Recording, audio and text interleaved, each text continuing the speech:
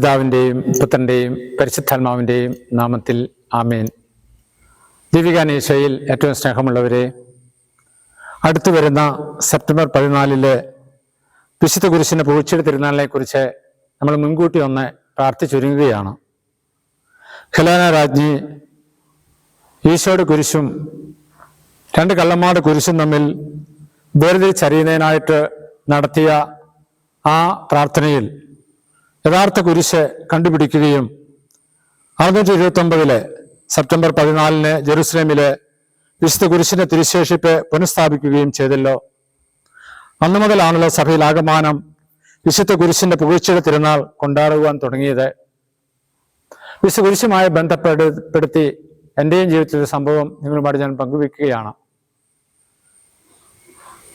പൗരസ്ത്യ സഭകളിലെ പുഷ്പാലങ്കൃതമായ മാർത്തോമാ ശ്ലീബായും കുരിശുമൊക്കെയാണ് ഉപയോഗിക്കുന്നതെങ്കിലും എന്നെ തമ്പുരാൻ ഈ ശുശ്രൂഷയിലേക്ക്, പ്രത്യേകിച്ച് തമ്പുരാനെ വേർതിരിക്കപ്പെട്ട മാറ്റി നിർത്തപ്പെട്ട ശുശ്രൂഷയിലേക്ക് കൈപിടിച്ചുയർത്തിയ നാൾ മുതൽ എനിക്ക് സമ്മാനമായി മറ്റാരോ കൊണ്ടെത്തന്ന ഒരു കുരിശാണ് ഇപ്പോഴും എൻ്റെ കയ്യിലിരിക്കുക.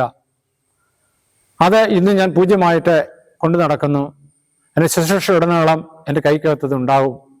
കാരണം ബലഹീനമായ എന്നെ ശക്തിപ്പെടുത്തുക ഈ കുരിശ് രൂപമാണ്. അത് ഞാൻ വിശ്വസിക്കുന്നു. കർത്താവിൻ്റെ സാന്നിധ്യം ഞാൻ ഈ കുരിശിൽ വിശ്വസിക്കുന്നു. കർത്താവിൻ്റെ തിരുശരീരത്തിൻ്റെ പൂർണ്ണ യോഗ്യത ഈ തിരുക്കുരിശിൽ ഞാൻ വിശ്വസിക്കുന്നു. ഇത് ഞാൻ ഏറ്റുപറയുമ്പോൾ നിങ്ങളെല്ലാവരും ഈ ദിവ്യഗാനത്തിൻ്റെ ശക്തിയിലും ദൈവത്തിൻ്റെ സ്നേഹത്തിൻ്റെ ശരീരത്തിൻ്റെ സാന്നിധ്യത്തിലും അവിടുത്തെ കുരിശിലും ആഴത്തിൽ ബോധ്യപ്പെട്ട് സ്വന്തമാക്കി വിശ്വസിച്ച് ഏറ്റെടുക്കുമ്പോൾ ഞാൻ പറയും, തകർച്ചകൾ ഉയർച്ചകളാകും. നമ്മുടെ ഒരു കുറവുകളാവുകയില്ല, മറിച്ച് അത് അനുഗ്രഹമായിട്ട് മാറും. 1 കൊരിന്ത്യർ 1-ാം തിരുവചനം, നാശത്തിലൂടെ ചരിക്കുന്നവർക്ക് കുരിശിന്റെ വചനം ഭോഷത്വമാണ്, രക്ഷയിലൂടെ ചരിക്കുന്ന നമുക്കോ അത് ദൈവത്തിന് ശക്തി അത്രേ. നമുക്കറിയാം, കുരിശ് കടകളിൽ മേടിക്കാൻ കിട്ടും, കുരിശ് പള്ളിയുടെ മുകളിലുണ്ട്, കുരിശ് യാത്ര ചെയ്യുന്ന ഇടങ്ങളിലൊക്കെ കാണാൻ പറ്റും. പക്ഷെ ആ കുരിശിന് ജീവൻ ഉണ്ടാകുന്ന എപ്പോഴാണോ അത് ഈശോയുടെ ശരീരമാണെന്നും ഈശോ നമുക്ക് വേണ്ടി കുരിശ് മരിച്ചവനാണെന്നും നാം വിശ്വസിക്കുമ്പോഴും വിശ്വസിച്ചേറ്റെടുക്കുമ്പോഴുമാണ്. പല രോഗികളെയും ഈ വിശുദ്ധ കുരിശിനാൽ സുഖപ്പെടുത്തുവാൻ കർത്താവ് ഇടയാക്കിയിട്ടുണ്ട്. പല രോഗികൾക്കും വിശുദ്ധ കുരിശ് വെഞ്ചരിച്ച് കൊടുത്ത് അവരതിൻ്റെ ശക്തിയിൽ ആശ്രയിച്ച് ശാന്തമായി ഉറങ്ങുന്നതിനും രോഗസൗഖ്യം നേടുന്നതിനും ഇടയായിട്ടുണ്ട്. ഞാൻ ഓർക്കുന്നു, ആശുപത്രിയിലെ വളരെ തകർന്ന ഒരു രോഗിക്ക് കയ്യിലുണ്ടായിരുന്ന ഒരു കുരിശെടുത്ത് കൊടുത്തപ്പോൾ അവർ ഇന്നും അത് സൂക്ഷിക്കുന്നു. അവർക്ക് അതുവഴി ദൈവകൃപ കിട്ടിയെന്ന് വിശ്വസിച്ചുകൊണ്ട് ഞാൻ പറയുന്നു, കുരിശിൽ അതിൽ തന്നെ ഒന്നുമില്ല. പക്ഷെ കുരിശിൽ കർത്താവിനെ കാണുമ്പോഴും കുരിശിൽ കർത്താവിന്റെ ശക്തി നമ്മൾ വിശ്വസിച്ചേറ്റെടുക്കുമ്പോഴും മാത്രമാണ് ഈ കുരിശിന്റെ പുകഴ്ചയുടെ തിരുനാളിന് അർത്ഥമുണ്ടാകുക.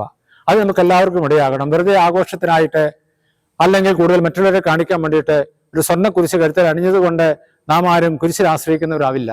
മറിച്ച് കുരിശ് ക്രിസ്തുവിന്റെ ശരീരമാണെന്നും അവിടുത്തെ സാന്നിധ്യമാണെന്നും നമ്മൾ എപ്പോൾ വിശ്വസിക്കുമോ അപ്പോൾ നമുക്കത് അനുഗ്രഹവും ശക്തിയുമാകും. ഈ ദിവ്യഗാനത്തിന്റെ അരളിക്കാട് മുകളിലും ഒരു കുരിശുണ്ട്. ദിവ്യഗാനത്തെ അത് ദിവ്യഗാനമാക്കി മാറ്റുക ഈ വിശുദ്ധ കുരിശിന്റെ ശക്തിയാണ്. അതുകൊണ്ട് തന്നെ കുരിശിൽ നമുക്ക് അഭയം തേടാം, കുരിശിൽ നമുക്ക് ആശ്രയിക്കാം, കുരിശിൽ നമുക്ക് വിശ്വസിക്കാം. കുരിശിന്റെ അടയാളത്താൽ ദിവ്യഗാനത്താൽ ആശീർവാദം നമുക്ക് നേടാം. നമ്മുടെ കർത്താവ് ശമിശിഹായുടെ കൃപയും പിതാവായ ദൈവത്തിന്റെ സ്നേഹവും പരിശുദ്ധാത്മാവിന്റെ സംസർഗവും നാം എല്ലാവരും കൂടി ഉണ്ടായിരിക്കട്ടെ, ഇപ്പോഴും എപ്പോഴും എന്നേക്കും. ആമേൻ. ജ്വലിക്കുന്നൊരഗ്നിയാം ദിവ്യകാരുണ്യമേ, ദിവ്യശോഭയാലെന്നുള്ളം തെളിയും. ജ്വലിക്കുന്നൊരഗ്നിയാം ദിവ്യകാരുണ്യമേ, ദിവ്യശോഭയാലെന്നുള്ളം തെളിയും. ദിവ്യാഗ്നിതൻ ശക്തിയാലെന്റെ ഹൃദയം ശുദ്ധീകരിക്കണേ നാഥാ. ദിവ്യാഗ്നിതൻ ശക്തിയാലെന്റെ ഹൃദയം ശുദ്ധീകരിക്കണേ നാഥാ. ദിവ്യകാരുണ്യനാഥാ.